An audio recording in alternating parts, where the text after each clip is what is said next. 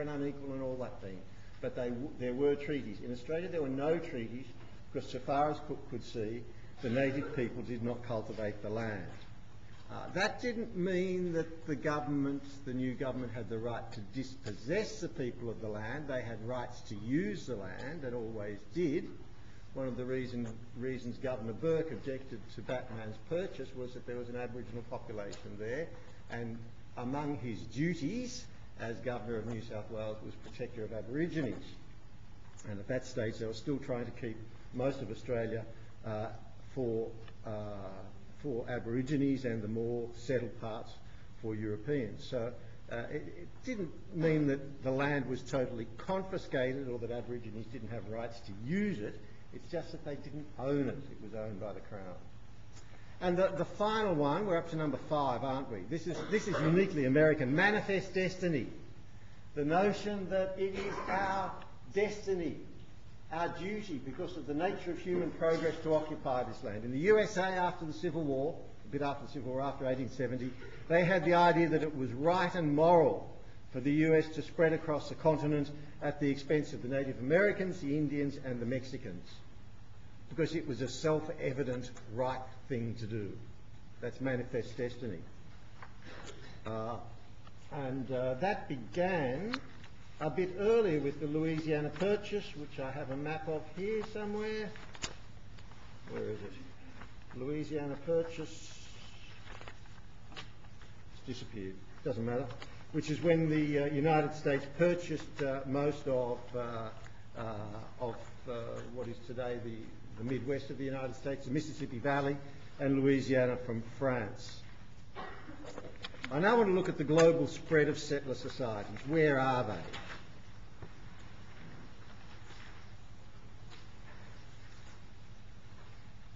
Well, most are in the Americas.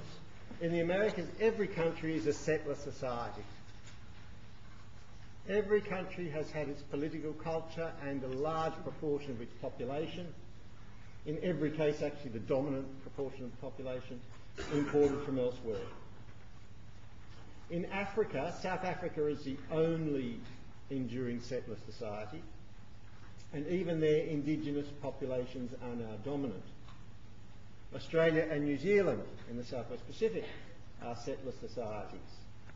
The only settler society in Asia is Singapore, which is a very unusual case. For one, it's small, but the settlers came from China while Britain was the colonial power.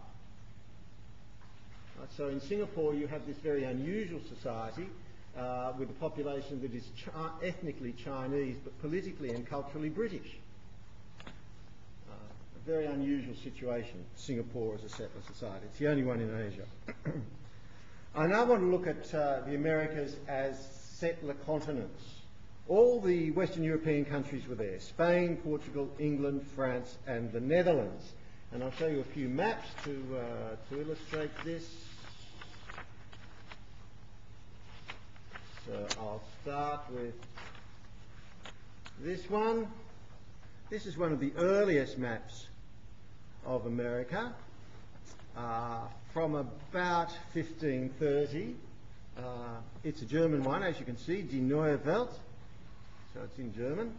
And here you can see the Caribbean, whose size is exaggerated. North America looks much smaller than it actually is. It's not yet Mexico City. It's still Tenochtitlan, right? Still got the Aztec name there. Cuba and Hispaniola are clearly identified. And the amusing part that I really like, here's Japan, Saipongi. I mentioned this last week, right? Just off the coast of California. Right? That's Japan, right? Where Catalina Island is. Now, as we move on a bit, we see the pattern of colonisation and settlement. So towards the end of the century we get these Spanish maps. So this one here is Peru, the silver regions of Peru, auriferous regions of Peru. So there we see Peru and the Amazon already charted. This is the coast of Mexico, going up to Mexico City, Veracruz along here, and this is La Florida, the flowery part. Right, and that's quite accurate. Florida and the Mississippi there. And by the time the British get there, we've got some really good maps.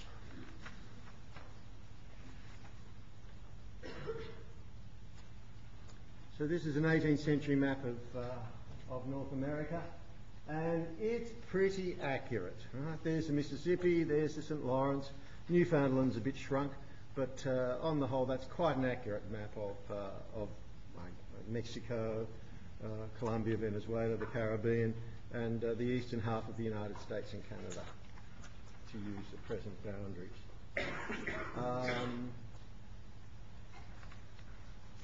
Now, and to illustrate it politically, here's my final one of these maps. So this illustrates a political situation. We've got Brazil is Portuguese. Here we see New Spain and Peru. Peru originally included all of South America except Brazil, and then they established new viceroyalities, as they were called. New Granada, which is basically Colombia.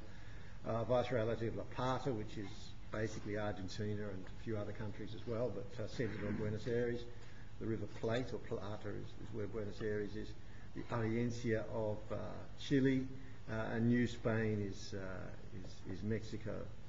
And of course, New Spain did go right up here once. And indeed, Mexico did until 1848, when it was conquered by the United States. Here we have the English colonies and New France there. So that gives you some idea of the general pattern of colonisation. Now, one of the characteristics of this was the almost total destruction of Native American institutions, not peoples, but institutions, from 1492 to the present. From the time Columbus arrived, Native American institutions proved to be amazingly fragile. And this is despite the fact that, particularly in Mexico and Guatemala, and also in Peru, there were really impressive civilizations with great buildings, good astronomy, quite good mathematics, no wheels, but plenty of and literate society. So the extraordinary thing is that these collapsed so quickly. Well, why did they collapse so quickly? One reason was the exchange of diseases and drugs. Disease and drugs had a big effect on it. The Europeans brought smallpox to America, and smallpox was a truly devastating disease. It killed in enormous numbers. Now, the Americans in return gave the Europeans syphilis. Now, syphilis is an unpleasant disease, but it doesn't kill you straight away.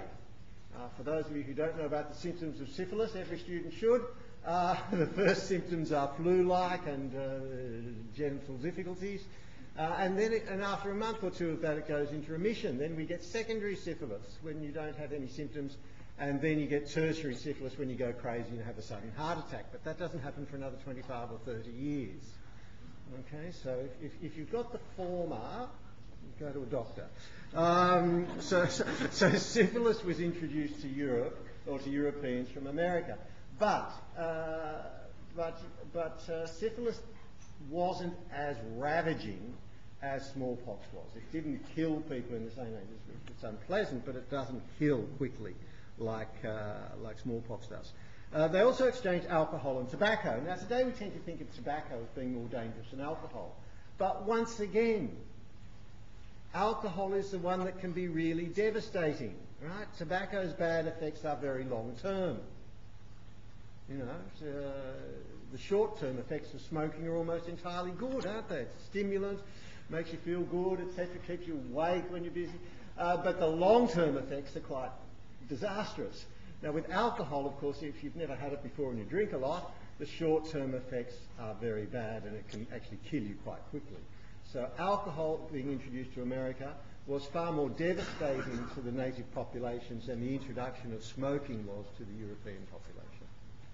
So out of that exchanges of diseases and drugs, the Americans got the worst of it both ways. Okay, and that helps explain the extraordinary mortality. The Native American or Indian populations were extinct in the Caribbean by 1540, and in New Spain, which is Mexico, it fell from about 25 million in 1519 when Cortes landed to about 1 million in 1605. That's extraordinary